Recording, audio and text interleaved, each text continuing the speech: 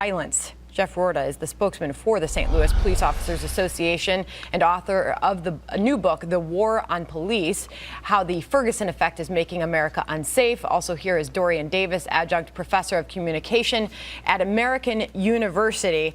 I'll start with you first, Jeff.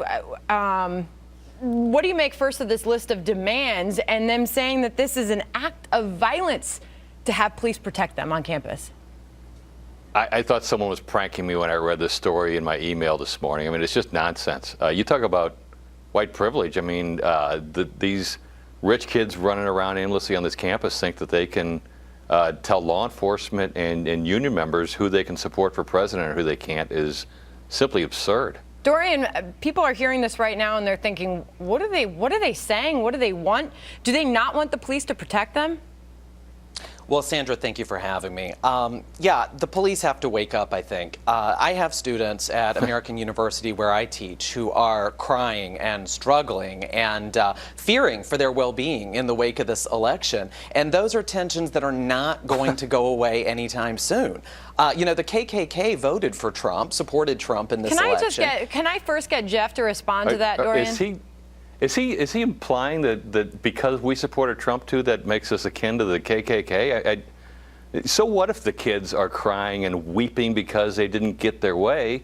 Maybe they should act it out at the ballot box instead of mamby-pambying after the election's over. Dorian? Well, to be clear, I'm not implying that, but I don't think it's a surprise, since both groups did support Donald Trump, that some students may feel some concern that the police and hate groups like Dorian, the KKK that's what are part of the same saying, coalition. right? These college students are saying that voting in Donald Trump was an act of violence, and therefore having police that support Donald Trump, it is an act of violence on their campus. Is that what they're saying?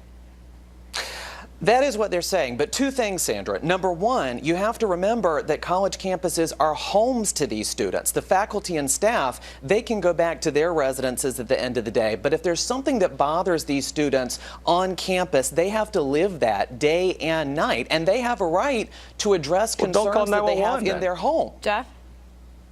Yeah, don't call 911. When somebody holds them at knife point and tries to steal their copy of Chairman Mao's Red Book, then they can reason with the guy and tell him why his life matters and why cops don't. You talk about hate speech. You've been paying attention for the last 2.5 years at the hate speech aimed at law enforcement? Dorian? Well, cops' lives matter as well, and I didn't imply that they didn't. But one thing you really have to remember, Sandra, and I think this is important for everybody, these are young activists, so yes, the demands might seem extreme to some people, but you have to remember, Dorian, they're I think still it just appears disrespectful of the police and the police community that is going to answer democracy. that call of 911 and is going to come to your door when you say somebody is invading your home. I'm looking at Jeff and I'm thinking, I wonder what it's like to be a police officer in that environment. I wonder what it's like to be a student who fears for their safety on their own campus.